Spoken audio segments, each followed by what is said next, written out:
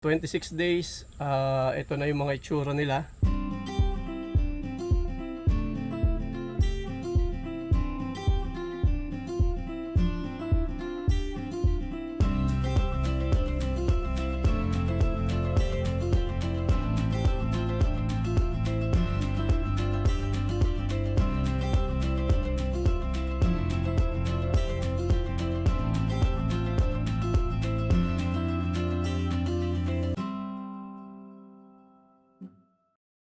Okay, nandito tayo ngayon sa greenhouse. Ayan. Okay. So ito naman yung update natin sa sa lettuce natin. Ito, ayan siya. Okay, so maganda na yung natin, yung lettuce na bandang dulo, yung mga green span. Kitang-kita mo berdeng-berde, no. Yung pagitan niya is strosa, medyo light yellow. Sumunod green span uli. Tapos in between meron black rose. Tapos dito puro strosa na to, light green. So napansin ko mas light yung strosa sa green span. Yan. So dito naman sa gitna, ayan siya oh. Okay, ito yung black rose. Ayan, ang ganda ng black rose. Medyo maroon. Yan, ang strosa ito. Okay, ito ay 26 days simula nung ipunla. At mukhang maganda yung result. Yan. At ito yung sa master blend. Ito yung sa master blend, the same din ng strosa, black rose. Yan, in between strosa naman, black rose. Ito puro strosa. Yan. At sa bandang dulo, ito yung green span. Yan, ang laki ng dahon ng green span. Ito sa Kaneko. Yan, buto na galing sa World Trade Center nung pumunta ako sa sa AgriLink. Yan, tapos ito nagpapunla ako ng mga kangkong, 150 yan na kangkong. Yung iba nag-i-sprout na, ayan na siya. Yan, so yung iba hindi pa. Kailangan wag matutuyo itong ibabaw niya para tuloy-tuloy yung niya, pag-sprout tsaka pagtubo niya.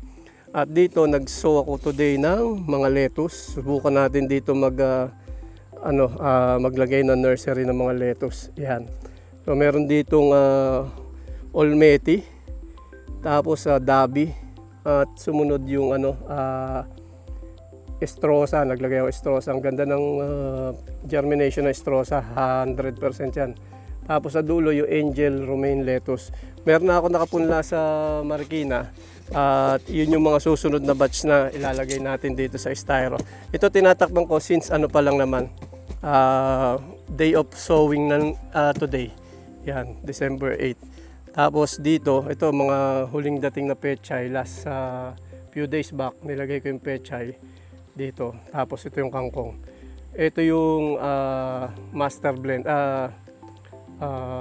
snap hydroponic solution. Dito nakalagay. So mapapansin nyo may mga brown yan. Dito sa mga sa mga ibabaw. Kasi nag-i-spray kami nung yung DIY na seaweeds, no? Yung fermented seaweeds. Ito. Okay, so mauubos na siya. Yan. So, ito yung ginagamit namin pang spray tuwing magdidilim na. Yan. Ilalagay namin dito. Tapos, pag wala ng araw, bobomba na dito mag-spray. Yan. Kaya ito yung resulta nung pag-spray natin nung extract, seaweed, fermented seaweeds. Yan. Ito ang ganda Yan siya. Okay, dito yung snap hydroponic solution ang gamit ko dito sa side na to. Okay. So ito yung mga kale. Ito yung red kale ng Ramgo at yung kale boricole. Ito siya. Maganda rin tubo sa snap Yan. Tapos ito yung chard, Swiss chard.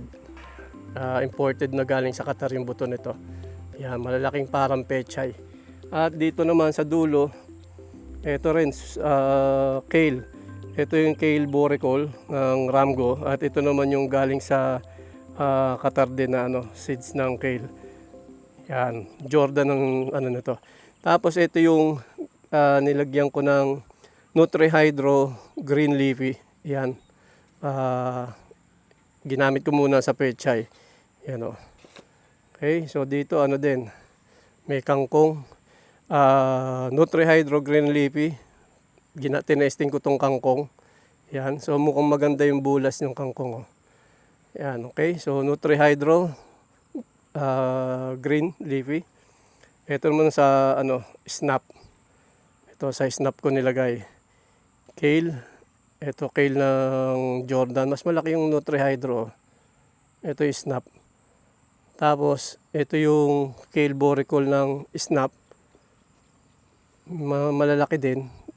Pero, halos pareho lang naman. Ayan. Pero sa kangkong, ayun yung kangkong ng Nutrihydro. Ito ang kangkong ng snap. Yan, ang lalaki na niya. Okay, so yan yung progress ng kangkong natin. Snap hydroponic solution versus dun sa compare dun sa master blend, Nutrihydro. Yan. Okay, so medyo mas malaki yung yung sa Snap hydroponic solution. Yan. Okay, so sulit to kung sa Snap hydroponic solution, mas madaling i-prepare. Lagay ka lang ng nutrients sa tubig. Hindi na chine-check yung pH, hindi na chine-check yung ppm. Ito yung itsura niya. Okay, so dito makakabawas ng trabaho. Pero observe pa rin natin hanggang mag-harvest 25 days. Tingnan natin kung makakahabol yung kung sino mas malaki ang bulas. Yon. So hindi pa tapos pero sa ilang araw na nakalipas, ito na magaganda yung bulas ng sa snap. Okay? Tapos ito yung green span. Nakalagay naman siya sa Nutrihydro. Yan. Okay. Okay, ito Nutrihydro din sa Strosa. Yan, ito yung sa master blend ng Strosa. At Greenspan gamit ang master blend. Yan. Okay, so kung i-check natin is halos walang pagkakaiba yung master blend Nutrihydro at yung Snap hydroponic solution pagdating sa lettuce. Okay, sa lettuce. Yung hindi ako nakapaglagay ng master blend na kasi na kangkong. So dalawa lang yung nagamit ko, Nutrihydro tsaka Snap. So sa Snap, sa kangkong, medyo mas mabilis yung ng kangkong sa Snap hydroponic solution kung ikukumpara dun sa Nutrihydro Green Leafy. Yan. So pagdating naman sa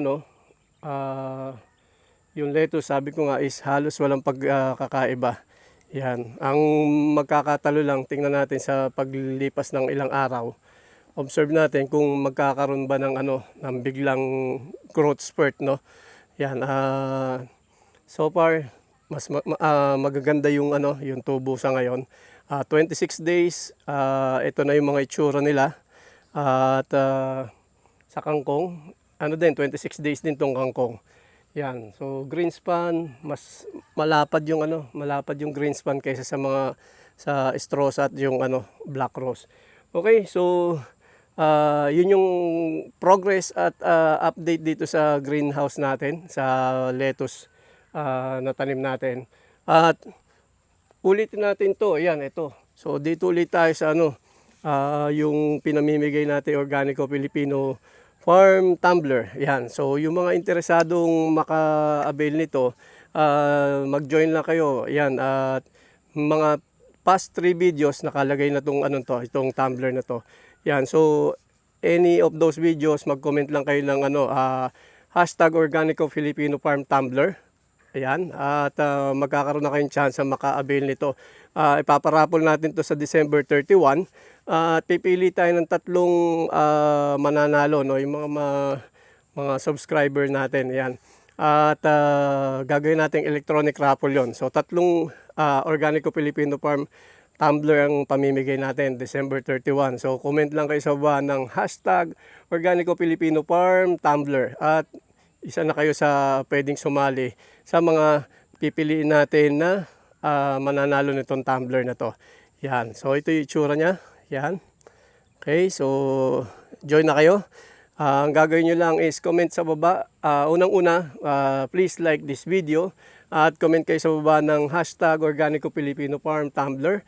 At subscribe na rin kayo sa channel namin para sa ganon ay ma-update kayo pagka maglalabas kami ng mga bagong videos at updates at mga tutorial videos.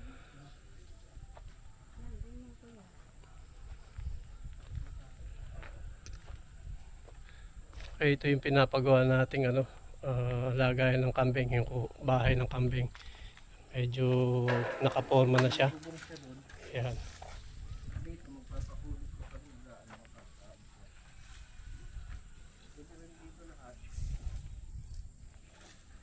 Yan, puro kambing ilalagay dyan. Ito, andito si BBN. Ayan, oh, shoutout sa mga taga Bicol. Sa Iriga, yan, habang Yan, mga taga sino? mga taga Siton. Parini Pasiton. Oh, Parini, Pasiton, Padilla. Oh, shout out sa sa mga Bicolano. Mga Bicolano diyan. Hi. Oh, wala nang nag-ano sa iyo eh. Oh, ito yung yung sa isda, yung mga gapi. Yan, medyo marami na ring marami na ring isda, mga anak. Hindi ko natapos yung yung net. Ayun yung mga isda sa ilalim. Mga anak na yun. Anak ng gapi. Ang dami na nung yung asola. Ang bilis dumami. Yan. At iyan po yung episode natin para sa araw na to. Maraming salamat po doon sa mga patuloy na sumusubaybay sa ating channel. At para naman doon sa mga bagong bisita ng channel natin ay please subscribe to our channel. Hit the notification bell para sa ganon ay ma-update kayo. Every time maglalabas kami ng bagong videos, tutorial videos na talagang ginawa para sa inyo. Huli, ito po si Jello para sa Organico Filipino Farm. Ang Organico Filipino Farm ay tungkol sa tips and ideas sa agriculture, natural farming at most especially sa free-range chicken raising.